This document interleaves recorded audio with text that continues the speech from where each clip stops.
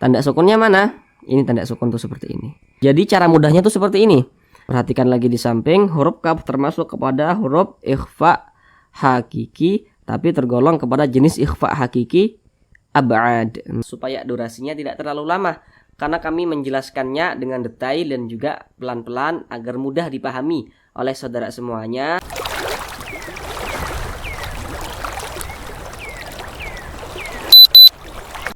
Assalamualaikum warahmatullahi wabarakatuh. Semoga saudara semuanya yang ada di rumah senantiasa dalam keadaan sehat, dipermudah segala urusannya, dan dilancarkan rezekinya oleh Allah Subhanahu wa Ta'ala. Amin amin ya rabbal alamin. Baiklah saudaraku semuanya, kita kembali lagi belajar mengaji bersama. Kita kali ini akan belajar mengaji Al-Quran pada surah Al-Baqarah ayat 94. Nah, jadi kita cari ayat yang pendek-pendek saja supaya durasinya tidak terlalu lama, karena kami menjelaskannya dengan detail dan juga pelan-pelan agar mudah dipahami oleh saudara semuanya yang berniat untuk memperbaiki bacaan Al-Qur'annya. Karena harapan kami ketika saudara semuanya senantiasa melihat apa yang kami sampaikan, senantiasa mengikuti video-video kami, harapan kami saudara semuanya bisa secepat mungkin dapat lancar membaca Al-Qur'annya, kemudian juga bisa secepat mungkin yang bacaan Al-Qur'annya masih terbata-bata bisa segera lancar, yang bacaan Al-Qur'annya sudah lancar belum paham tajwid bisa secepat mungkin untuk paham ilmu tajwid. Nah, maka di pertemuan yang berikutnya nanti kita akan belajar pada surah Al-Baqarah ayat 95. Jadi kali ini pada surah Al-Baqarah ayat 94. Nah, jadi ayat 95-nya bisa saudara latihan dulu mandiri di rumah, baru nanti di pertemuan berikutnya akan kita belajar pada surah Al-Baqarah ayat 95. Baiklah, langsung kita mulai belajar mengajinya. Surah Al-Baqarah ayat 94. Di sini akan kami bacakan terlebih dahulu dengan pelan-pelan. A'udzu billahi minasy syaithanir rajim. Bismillahirrahmanirrahim.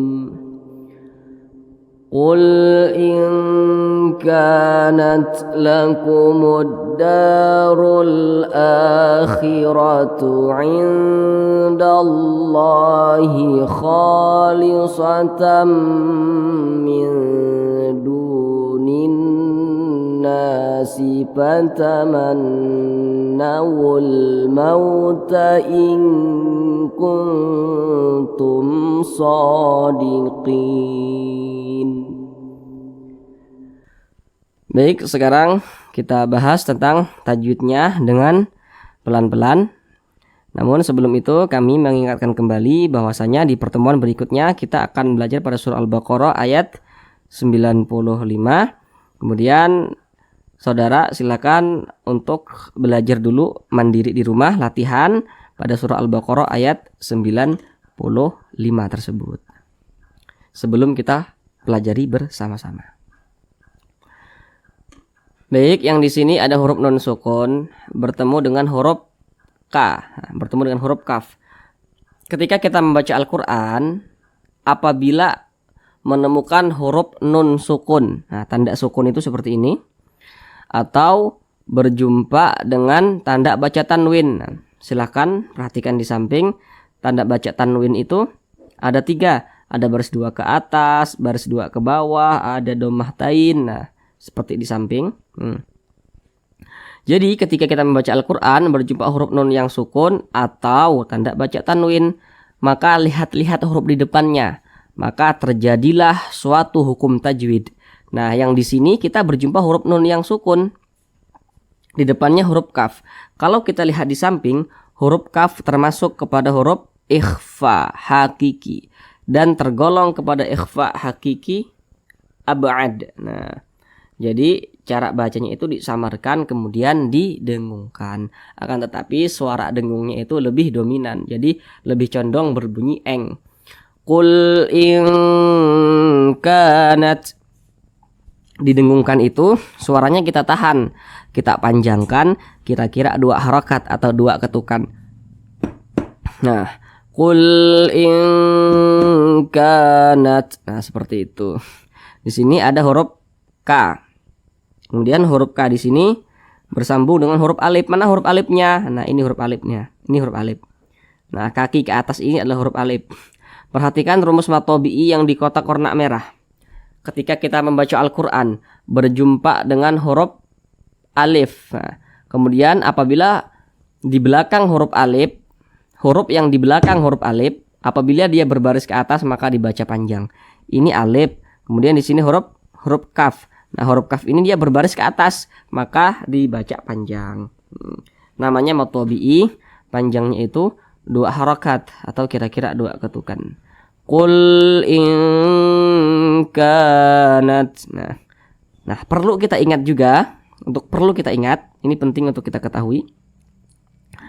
Yang menyebabkan bacaan itu panjang adalah huruf alif. Nah, huruf alif itu dia tidak memiliki tanda baca. Tidak memiliki baris. Kalau ada huruf alif, kalau di mushaf Indonesia atau Al-Quran terbitan Indonesia itu ada alif yang memiliki baris. Contohnya seperti ini. Ini kan huruf alif nih, tapi dia ada barisnya di atas nih. Nah, ini adalah huruf hamzah.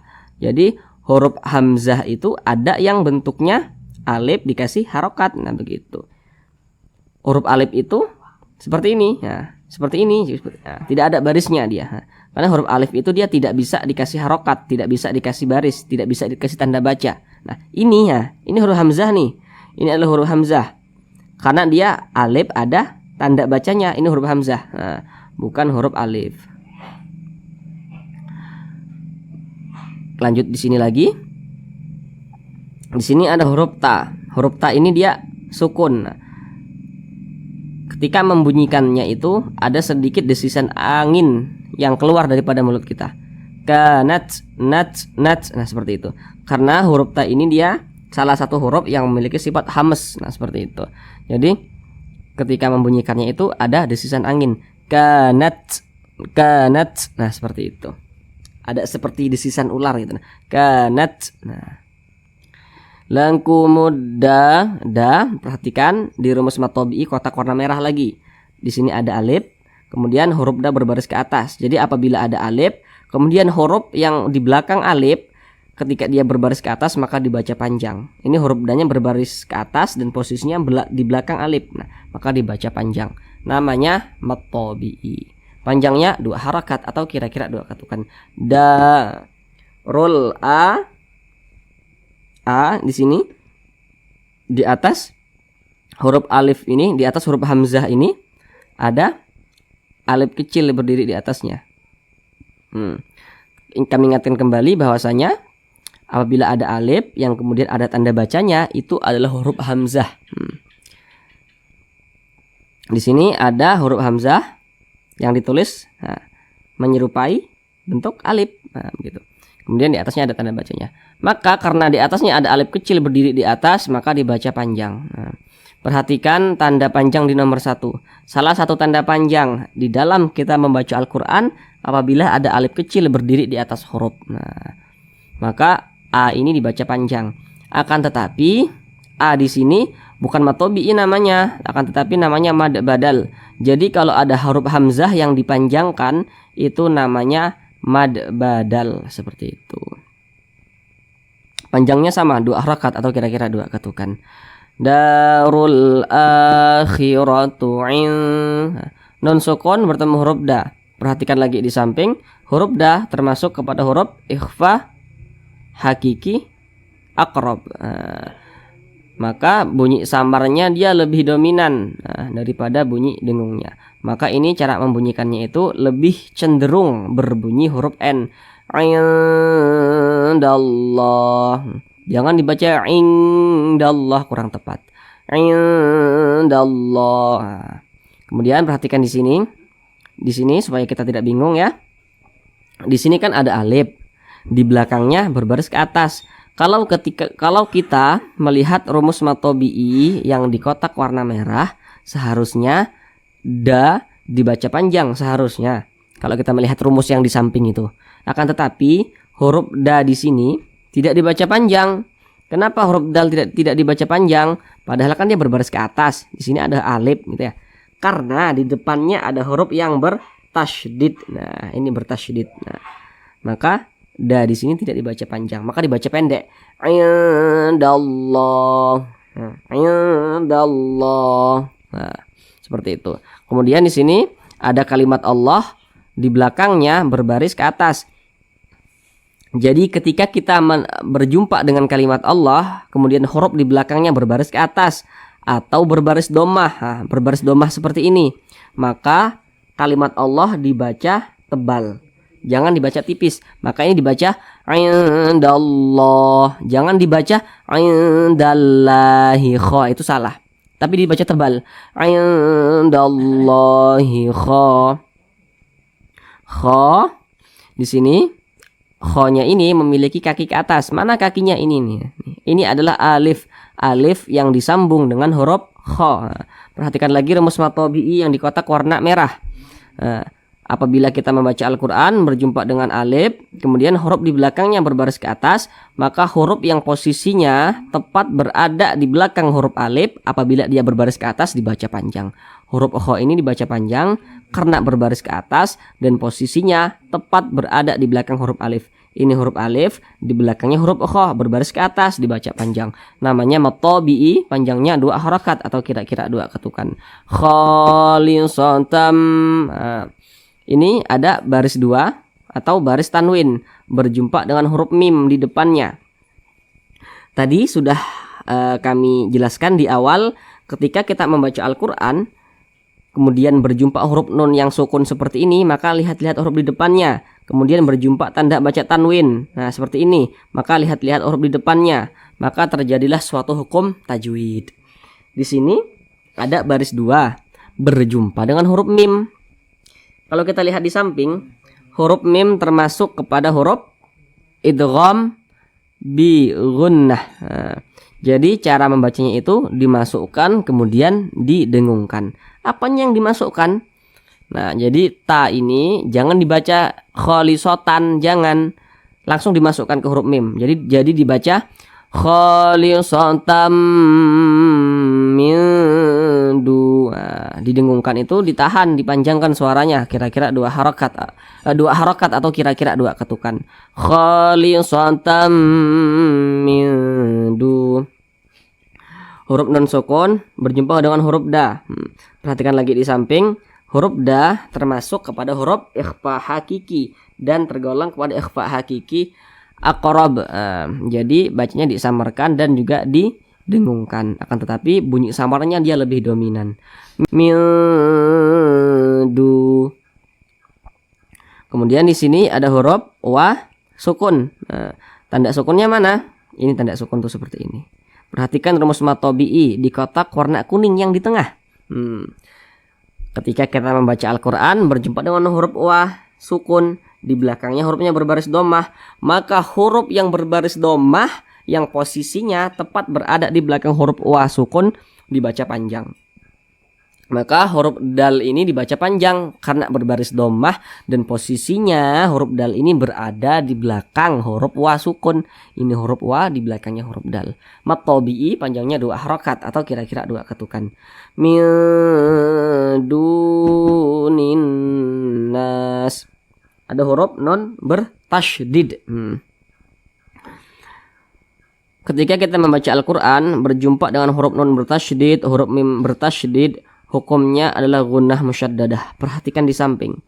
Nah, apabila kita membaca Al-Quran berjumpa dengan huruf nun bertasydid atau huruf mim bertasydid, hukumnya adalah gunnah musyaddadah. Di sini ada huruf nun yang bertasydid, maka ini hukumnya gunnah musyaddadah dengan catatan. Perhatikan di nomor 1 yang kami lingkari warna kuning itu nun bertasydid, di bawahnya itu ada 1 dan juga 2. Yang pertama di sini yang nomor 1. Ini ada huruf nun bertasydid, di belakang huruf nun bertasydid ini misalnya di sini nih ya, misalnya di sini tidak ada tanda baca tanwin. Nah, kemudian juga tidak ada nun sukun. Nah, maka hukumnya adalah gunnah musyaddadah.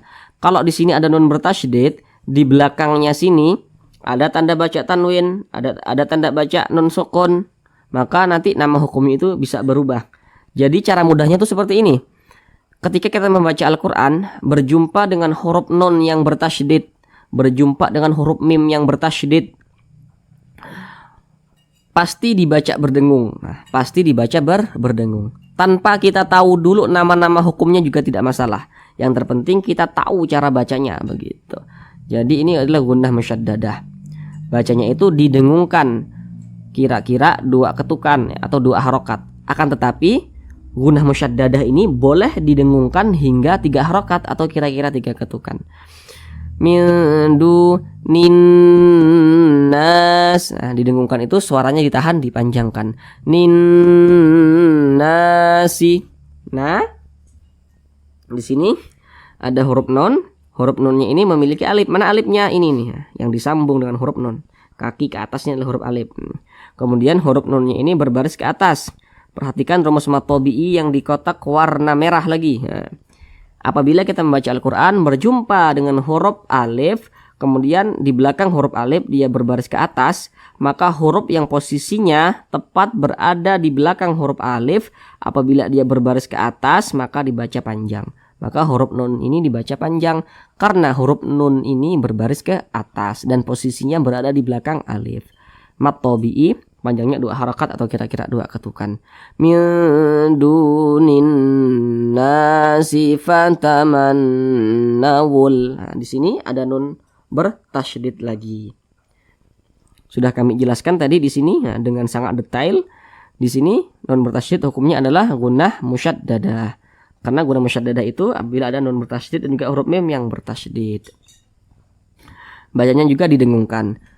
Dibaca fatamannawul. Didengungkan itu ditahan, dipanjangkan kira-kira 2 ketukan. Fatamannawul mauta in kuntum. Nun sukun berjumpa dengan huruf kaf. Perhatikan lagi di samping, huruf kaf termasuk kepada huruf ikhfa hakiki, tapi tergolong kepada jenis ikhfa hakiki ab'ad. Jadi cara membunyikannya itu karena dia ab'ad, maka suara dengungnya dia lebih tinggi, lebih dominan. Maka lebih condong berbunyi eng. In kuntum. Nah, seperti itu. Kemudian di sini ada huruf non sukun berjumpa dengan huruf ta. Hukumnya apa lagi? Huruf ta di samping ikhfa lagi. Ikhfa hakiki tergolong kepada jenis ikhfa hakiki aqrab. Nah, jadi cara membunyikannya itu dia lebih condong berbunyi n. Nah, kuntum disamarkan, didengungkan. Kuntum, tapi dia lebih dominan bunyi samarnya begitu. Huruf ikhfa hakiki yang ini tadi huruf kaf ini aqrab, hurufnya ab'ad, hurufnya ada 2, kaf dan juga qaf. Ini huruf ta ini adalah jenis ikhfa hakiki aqrab. Ini ab'ad. Huruf kaf ini tergolong kepada ikhfa hakiki ab'ad.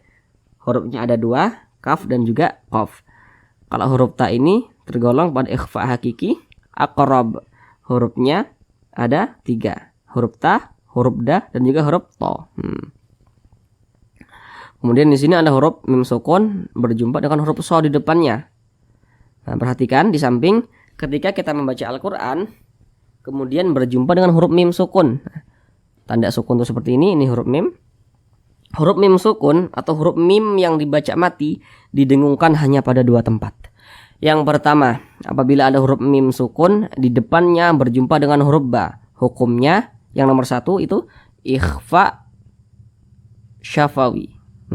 Ikhfa syafawi. Nah, kemudian huruf mim sukun berjumpa dengan huruf mim di depannya yang nomor 2, hukumnya adalah idgham mimi. Nah, akan tetapi kalau ada huruf mim sukun di depannya bukan huruf ba, di depannya bukan huruf mim, maka semua hukumnya namanya izhar syafawi. Nah, di sini ada huruf mim sukun, di depannya bukan huruf ba, di depannya bukan huruf mim, berarti izhar syafawi. Karena dia izhar maka bacanya itu jelas, tidak berdengung, tidak dipanjangkan.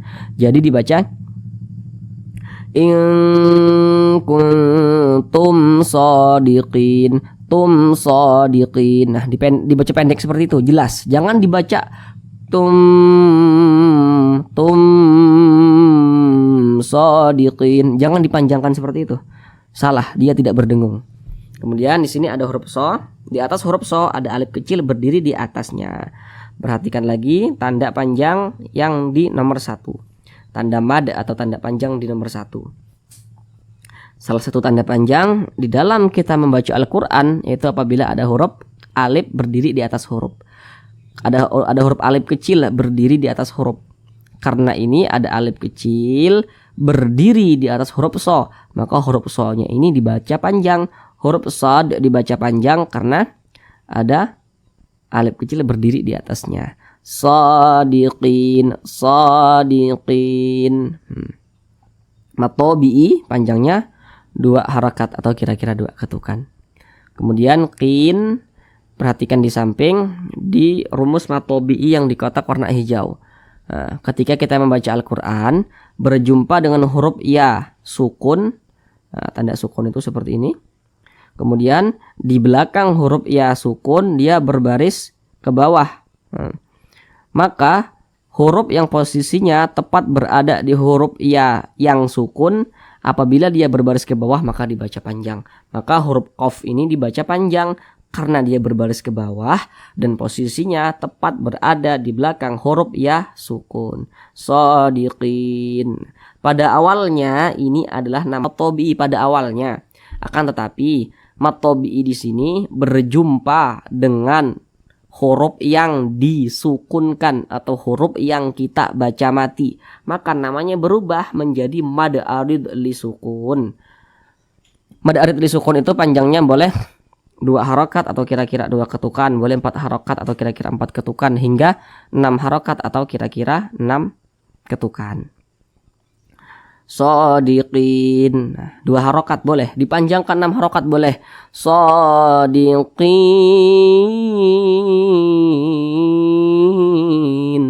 panjang seperti itu boleh. Yang terpenting kita konsisten dalam setiap kali bacaan, seperti itu. Jika tadi di atas kita berjumpa mad arid li sukun, misalnya nih ketika kita membaca Al-Quran di atas nih berjumpa mad arid li sukun dibaca 2 harokat, di bawah juga 2 harokat bacanya gitu. Jadi harus sama seperti itu dalam sekali bacaan. Kemudian di sini huruf nun ini disukunkan, jadi dibaca shadiqin. Jangan dibaca shadiqina, jangan, tapi dibaca shadiqin. Kenapa kok huruf nun ini disukunkan? Jadi ketika kita membaca Al-Quran kemudian kita berhenti atau berwaqaf di huruf yang tidak memiliki tanda panjang, maka huruf tersebut harus disukunkan. Ini kita akan berhenti pada huruf nun, sedangkan huruf nun ini tidak memiliki tanda panjang, maka huruf nun ini kita sukunkan. Sekarang kita ulang lagi bersama-sama dari awal. Qul in kanat lakumud darul akhiratu indallahi khalisatan min dunin nasi fatamannawul mauta in kuntum shadiqin. Shadaqallahul azim. Baik saudaraku semuanya, cukup sekian belajar ngaji kita kali ini. Kalau ada yang masih belum dipahami atau masih bingung, jangan sungkan-sungkan, jangan segan-segan, silakan komen saja di bawah. Insyaallah kita akan jawab setiap komentar daripada saudara semuanya. Terima kasih. Assalamualaikum warahmatullahi wabarakatuh.